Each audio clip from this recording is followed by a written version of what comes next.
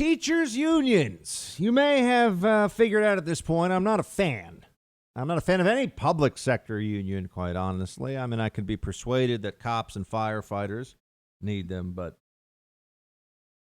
not civil servants, not, bureaucrats working in state capitals, people that are teaching kids in public schools. I'm not signing on for that. But unfortunately, that's the reality of the education system in this country. You have this massive, bloated, and highly ineffective, on the whole, public school system that is largely a jobs program for adults and at best a babysitting program for kids in failing schools. But the LA, if you want to know what this is really all about, yes, it's true, and it's obvious that the shutdowns of schools in places, Los Angeles County's already said no, not gonna open schools in the fall. They've already said that. That's their position as of now. Now that could change. But when you look at what's being talked about, hold on, I thought this was just about safety. I thought this was just about making sure that everyone's okay in the classroom. Oh, no. Turns out, I had to hit the Daily Caller for this one. The United Teachers Los Angeles Union has called for the defunding of police, a moratorium on new charter schools, new wealth taxes on California's millionaires and billionaires, and Medicare for all at the federal level in a research paper issued on Thursday. It's time to take a stand against Trump's dangerous anti-science agenda that puts the lives of our members, our students, and our families at risk, said United Teachers Los Angeles President Cecily Mayart Cruz. Yeah. There you go. There, I got a paper here that says that the reopening of schools should be conditioned upon the passage of Medicare for all at the federal level, along with all that other stuff. Wait a second. I thought teachers unions just wanted to teach, man. I thought they were all about the kids. I thought this was just about getting the classroom safely to open up the wonders of, the children's minds to the great literature of, and there's a whole other conversation that we should have and will have sometimes about what constitutes great literature or literature worthy of teaching children anymore. From what I understand from a friend of mine who is a public school teacher in New York, there are a whole series of books, and I have not read them, and so I'm not deeply familiar with them, that go into, shall we say, stories that would be more familiar in high crime and largely minority neighborhoods instead of, reading Charlotte's Web or, other books that many of us would be familiar with from what had been considered, Catcher in the Rye, or I don't know, things like that. No. Now they're reading books about guys who are, this is what I was told, guys who are, don't have, a guy who comes home, doesn't have a mom or dad, living with his grandma. There are drug dealers on the corner and all. And I understand maybe they're trying to do this outreach of familiarity under certain circumstances. But I thought that great art and great literature was something that all people, it's all of our inheritance, right? It's something we should all agree on. And what they teach in schools increasingly seems more overtly like political indoctrination. That's what I hear. And everyone that I know who teaches at a private school, even in New York, and there's some very fancy private schools here, they'll say the schools have just become, the administrations are very liberal, because what you have, even in the private school system now, are all these ultra-rich Democrats who send their kids to these schools that are very homogenous racially. And they send their kids to these schools, but they want at least the administration to reflect the most progressive approaches, because then they feel like, yes, we send little Timothy to our $50,000 a year first grade, which that's a real thing that exists in New York, for those of you who are wondering. Plenty of schools, 50 grand for grammar school every year. Yes, we send little Timothy to that school, but at least the headmaster put out a strong statement in favor of Black Lives Matter. Oh, well, then in that case, Everything's fine. And in that case, come on, you've done your part for social justice. You're good. Give yourself a pat on the back when you take a helicopter out to your beachfront mansion in the Hamptons. That's very, very nice. Pelosi is California, of course. Pelosi weighs in on this as well. And she wants to help the teachers' unions hold schools and the education of these children hostage to whatever the demands of the Democratic Party are. Play clip 6.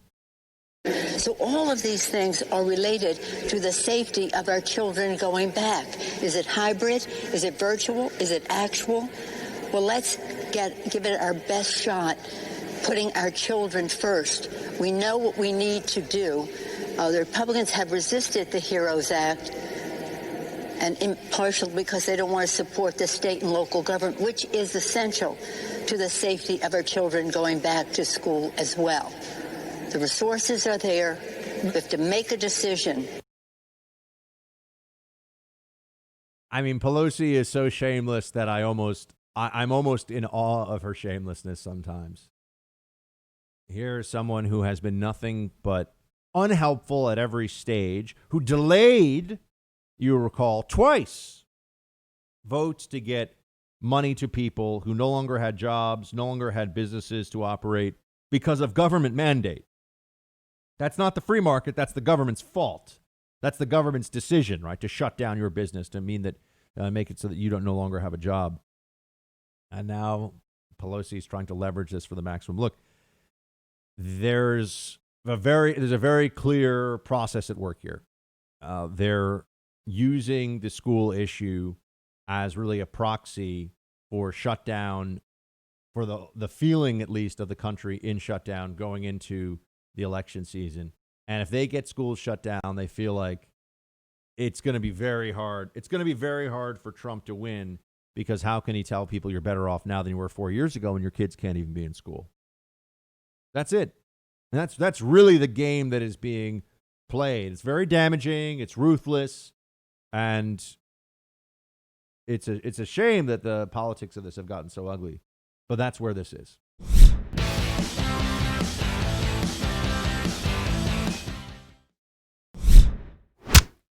If you think that Democrats being wrong is ever an impediment to their power grabs, if you think that Democrats making enormous errors of judgment based on the results would at least result in some accountability, unfortunately, you'd be wrong, especially in states that have become political monocultures like New York, where I'm currently doing this show. Of course, I'm doing it for many of you all across the country.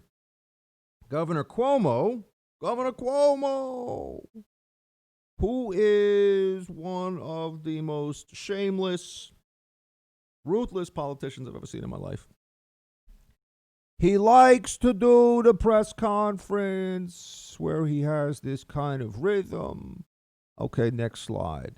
New York, give yourself a pat on the back because we did such a good job. What do I mean by good job? A good job is whatever I say it is, and so stop asking questions. But he put out his own state authorities put out a report on the nursing home, really the nursing home massacre that Cuomo is, as a matter of direct policy and decision-making, responsible for. He put out this report that exonerated him. It's totally not Cuomo's fault. Federal government's fault, if anything. This is the escape hatch for every stupid Democrat decision that has been made during the COVID pandemic. It's blame the federal government. Blame Trump. That's what they really mean. Blame Trump. And when you have thousands of nursing home deaths and a March 25th order that said that coronavirus patients coming out of hospitals from nursing homes have to go back into nursing homes, and this was because of the greatly exaggerated, as we now know, fear that they were going to run out of hospital beds, which was never even close. And Cuomo puts out this report that says, quote, 80% of the 310 nursing homes in the state that took coronavirus patients already had patients before Cuomo issued his order. Okay. What about the other 20%? Anyone want to guess what happened there? What could be more straightforward? Coronavirus is particularly lethal, particularly dangerous to elderly people, period. All the data in every country, in every circumstance suggests that. You add a layer of danger on top of that for those who have diabetes, heart conditions, breathing issues, comorbidities, obesity. We know that's just established fact. And how could it be more obvious that there was a mistake made here than Cuomo sent people who were already at high risk from the disease themselves, who likely had it, and sent them back into nursing homes where they were almost guaranteed to spread it to other very at-risk individuals. And that's why, I just want to hit the roof. I mean, I just lose my mind when I'm seeing all this. Look at what a good job Cuomo did versus the stats. Cuomo did a terrible job in New York. There's this former Obama administration health expert moron. I'm forgetting the guy's name right now. But he's gone on a few tears on Twitter where he's saying New York shows how it's done. New York lost 35,000 people dead. California's lost about 6,000. Texas has lost, 3 to 4,000. Florida, something along those lines, about 4,000. New York lost 35,000 people. And Cuomo's taking a victory lap? Think about this. And the media is like, yeah, that's right. Cuomo did a good job. Gavin Newsom has been a tyrant in California. And guess what? Now they're back into, a moderate lockdown phase, even though they've had, we mean probably because of the protest, right? But no one wants to talk about that. We have seen particularly younger people have been where the spread of this disease is. I know younger people also are more likely to congregate in bars and, play flip cup and do all these things.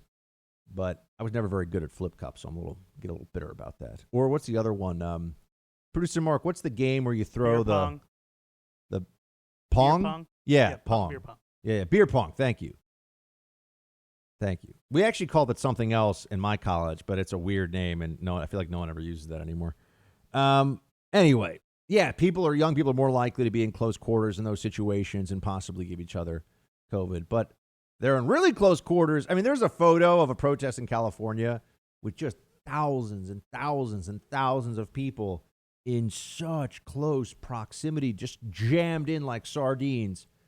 And Newsom's like, yeah, isn't this great? That's great. We're really doing a great job here in California. These people are terrible. Producer Nick says Beirut. Yeah, they used to call it Beirut in college, which I don't know. That's what they used to call beer pong. And I think it's because Beirut had a long civil war and people were, a lot of artillery shells maybe. I don't know. But it was called Beirut. I think you guys are just old. There's that too. Yeah. How many kids today even remember the Lebanese Civil War, which stretched really from, I think, about 1975 to 1990 or so, a 15-year-long civil war? It was a rough time. Anyway, Governor Cuomo has put out this report, and it's just absurd. This report is absurd.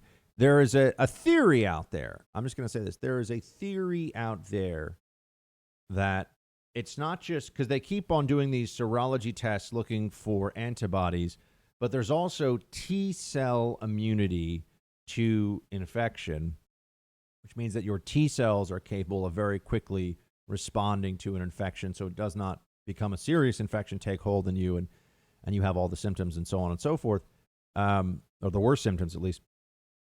And there's a theory out there that there may have been much more broad exposure that also led. This is not proven. This is a theory that there may have been broader exposure. And so New York, for example, where I'm telling you this disease, when it was out there, it was all over. I mean, it was spreading all over the place, right? We all know that.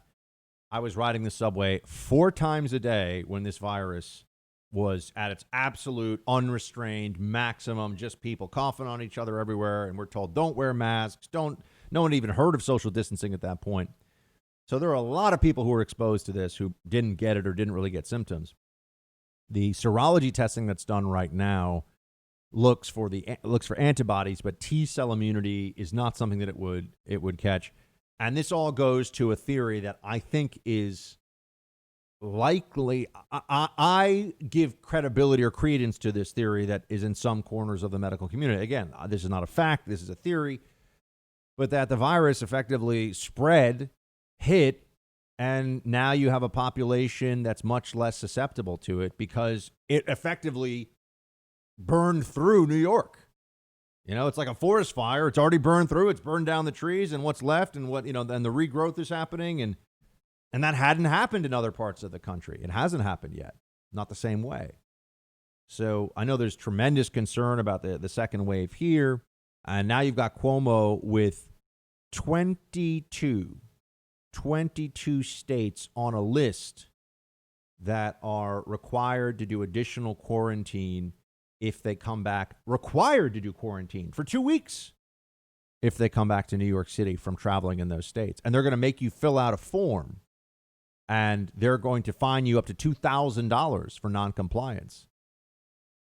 Where is the authority on this now? How is this? Where's the DOJ? Why aren't they suing? How is this not a violation of the Interstate Commerce Clause? You're going to lock people in their homes for 2 weeks just because they visited a state where the governor of New York thinks there are too many COVID cases?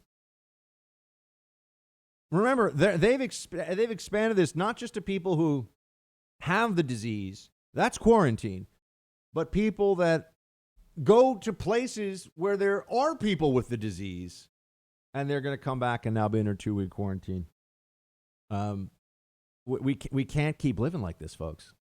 I think we're all just going to have to deal with this. You know, I've told you this all along. I may come on the show one day and say, guys, I'm really sick. I got to take some days off here because I've caught COVID-19. I understand that. I know that could happen, and that will change nothing that I have said to you. We all take risks. We are all living in an imperfect world where there is no guarantee of safety, certainly not from the state, but there's no guarantee of safety, period. And we keep on getting told things by the people in charge who are seizing more and more authority for themselves that are just fundamentally nonsensical and not true. We cannot beat this virus by having these arbitrary government, lockdown, shutdown, mask, distance, lockdown, shutdown, mask, distance, through cycles and cycles of this. It isn't working. It has not worked. It did not work in California. Why is it going to work now in all these other places? I can't believe we're being evicted from our home that we didn't sell. That's what Deborah said when she learned she was the victim of home title fraud, a crime that can cost you your home.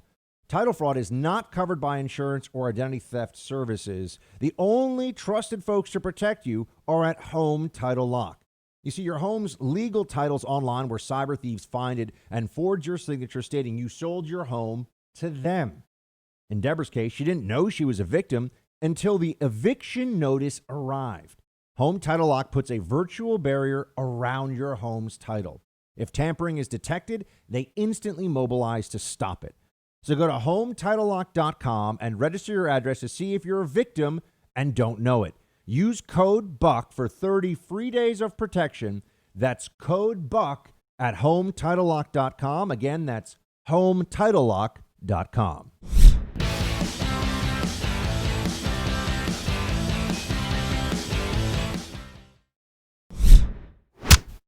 First, let me say what an honor it is for me to serve under a president who is such a strong supporter of law enforcement. I've said repeatedly that, to my mind, there is no more noble profession in our country than serving as a law enforcement officer. The police put their lives and well-being on the line every day for us, and their jobs have never been more difficult than it is today. I believe it's important to understand that just like any other institution, there's always room for improvement. And over the past several decades, there's unquestionably been a lot of progress and reforms in policing that's improved policing and life for the officers, their families, and their communities. We have the most professional police in the world. Thank goodness that we have an administration with people like Bill Barr who will say what needs to be said at this point in time about law enforcement. The Democrat Party has not just turned their backs on law enforcement, they are throwing law enforcement officers to the violent, vengeful mob and making it less safe for all of us on the streets and doing tremendous damage to the rule of law, to the sense that we have certain parts of our day-to-day lives in this country that we all agree on, right? We all want everyone. I want every person in America to be safe going home at night, walking to work in the morning, driving to their job. I want every person to have the full protection of law enforcement, to have full due process as well if they're on the wrong side of law enforcement. These are not partisan agenda issues, right? I don't want anyone to be the victim of a crime, and I want the maximum amount of police protection feasible and reasonable to have a bare minimum of violent crime in our society for everyone.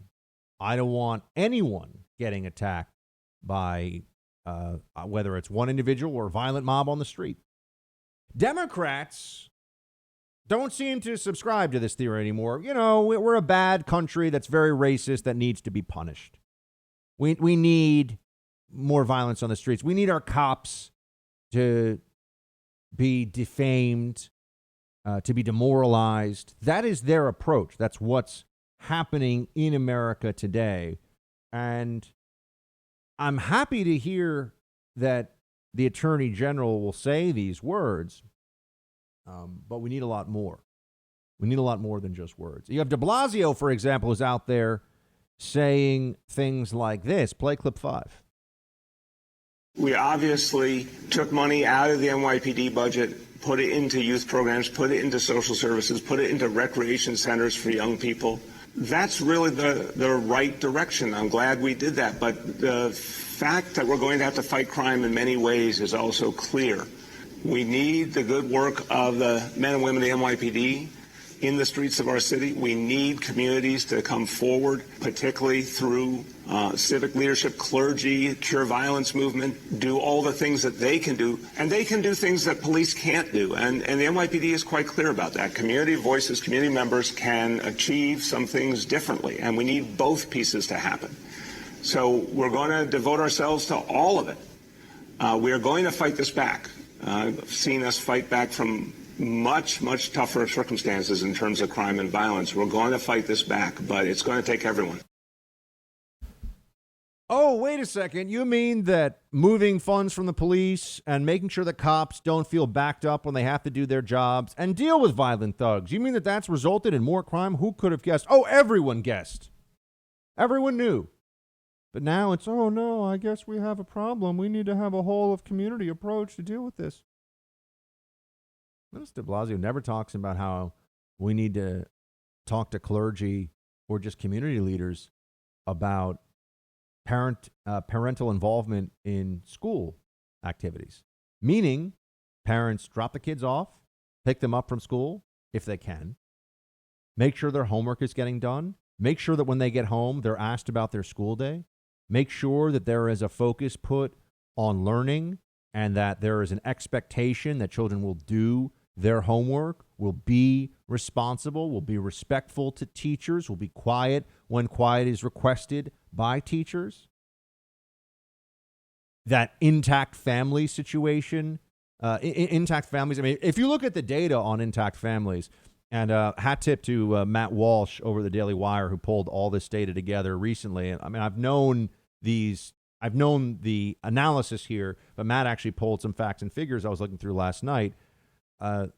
If you just look at families that are intact across America, the problem of poverty and problems of poverty and domestic violence and dropping out of school and criminality all plummet across all racial categories. So if you really want children, whether it's white children, black children, Hispanic children, Asian children, if you really want to promote something as a policy and as a goal that is the single most likely thing to improve their life outcomes, it would be the family. It would be promotion of getting married, staying married, and waiting until marriage to have children. This is I was going to say it's like the secret pathway, but it's not secret at all. It's obvious. It's known, but Democrats won't touch it. How can they? Black Lives Matter is out there arguing for the elimination of the nuclear, openly arguing for the elimination of the nuclear family. The exact wrong thing for the black community, for all communities. All families do matter. Families are important. Families are the basis for so much of our sense of how we deal with authority and our emotional and psychological and intellectual development. No, but de Blasio acts like if we have a couple of more, after school programs or something where people can play sports, there won't be any more violence. Look, I'm not opposed to after school programs. This is great. I'm not some maniac who thinks that, we shouldn't have kids have more opportunities to play and do fun things. But I'm also not the one who was locking down playgrounds while massive protests were happening. De Blasio was. But I also would like to see better outcomes for all of us. It would be better for society and promoting intact families. But, there's a degree of individual responsibility that goes into that. It's not the system that's preventing people from getting married and staying married. That's an individual choice. That's an individual responsibility. And if you look at, for example, immigrants that come from communities, from countries around the world, including, say, Nigerian immigrants, we're told the system is very, very racist in America. Meanwhile, immigrants from Africa who, particularly if we're talking about immigrants who have intact family structure, and immigrants from Africa have basically the same percentage. It's within a few percentage points as white American, native-born white Americans do on a per capita basis. The household income of those immigrants that come from Africa, predominantly West Africa in the analysis that I saw, is higher than the average white born in America per capita household income. So somehow the system that is so racist and that is to blame for everything does not prevent immigrants from Africa from coming here. They are black and they do very well and they have intact family structure and they are success stories, right? And we know about Asian family structure and the success stories there, right? The overwhelming number of Asian immigrants to America have intact family structure and their children, are, going off to fantastic schools. These are all generalizations, but we're talking about numbers. And when you're talking about numbers, you're talking about the aggregates. If you're going to talk about policy has to be made based upon what's generally true. You can't make policy based on what's always true because nothing is going to be always true about a public policy matter. There's always going to be exceptions or places where there are gray area or confusion. But it's so remarkable that we're all focused now on how do we, and look, the Democrats aren't even really focused on making these communities better. This is all just window dressing now. Oh yeah, we need more money, no more funding, whatever. No, this is about hating the cops, turning out the minority vote for Biden against Trump, and creating the Democrat Party, creating a whole lot of excuses for why Democrat-controlled enclaves just can't get it together. Can't manage to control crime in places like Chicago or St. Louis. And now in New York, which couldn't control crime for a long time, got it under control, but is now losing control, you have just a whole series of excuses and no willingness to look at what would really make things better for everyone. Encouraging behaviors that would make things better for everyone.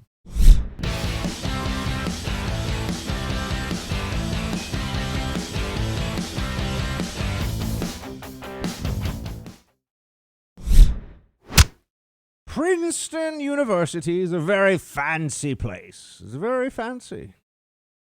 They have eating clubs, which are like fraternities, but in multi-million-dollar mansions where you're served lunch on porcelain. And then you get to talk about how much Daddy has put in your trust fund this year. Princeton's a very fancy place. No question about it. But Princeton University, because it's an elite school now, and I don't even know we should call them elite because who knows why people even get into these schools anymore. There's an open letter, though, that has been published there. Remember, this is, I think, considered the number 3 Ivy League school after Harvard and Yale. A lot of people would put Stanford ahead of it, but Princeton's still certainly a very internationally renowned institution. And here is what this is: a faculty letter signed by, 100, 150 professors. A huge number of professors have signed this thing. And it's on anti-blackness as a foundational element to America. In fact, the very first line is, quote, anti-blackness is foundational to America. Wow. That's the very first line of this letter. And then they get into a discussion of how we deal with this. And the way we deal with this is anti-racism. Now, many of us have thought that the only obligation we have as individuals and as people is to not be racist, right? Just don't be racist. That's okay. And then you're not a racist. And then what's the problem? And racism is treating people or thinking of people as less than or thinking of them differently because of their skin color. Very straightforward definition. Don't do that. You're not being racist. But no, anti-racism is the affirmative taking of steps demanded of you by the woke left in order to deal with the, as it is said in this letter from Princeton University, anti-blackness that is foundational to America, end quote. So anti-racism now turns into a whole list of demands. Now there are demands that are coming with all of this too, right? George Floyd is killed, asphyxiated in Minnesota by a police officer. National movement, and now here we are, Princeton University demanding additional pay and perks for professors of color. Hey, well, that's quite a, but this is the way it works, right? This is the way the movement was always going to conduct itself. Here's what they write. It plays a role, anti-blackness, in where we live and where we are welcome. It influences the level of health care we receive. It determines the degree of risk we are assumed to pose in context from retail to lending and beyond. It informs the expectations and tactics of law enforcement. Anti-black racism has hamstrung our political process. It is rampant even in our most progressive communities, and it plays a powerful role at institutions like Princeton, despite declared values of diversity and inclusion. So anti-blackness, according to this open letter written by professors at Princeton, signed by professors at Princeton, anti-blackness is a constant failing of Princeton University, even though Princeton University thinks of itself as very diverse and progressive and all the rest of it, right? Not enough. So you'd say, well, okay, what are we supposed to do about it? Let's just assume let's just accept this premise for a second, that the country is still so racist, and we don't talk about this enough. We talk about it every day. We talk about this all the time. CNN, I left this out of today's show, I shouldn't have, is creating a new, I believe it is called a, quote, race coverage team, end quote, to focus on race issues at CNN, specifically in the newsroom. So they're going to have a race, you talk about your beats in the news, in the news world. Race is now going to be a specialization at CNN for journalists. I'm not making this up. This is what Jeff Zucker said yesterday. They came out and talked about this. So, okay, well, what can we do? How do you get to be an anti-racist?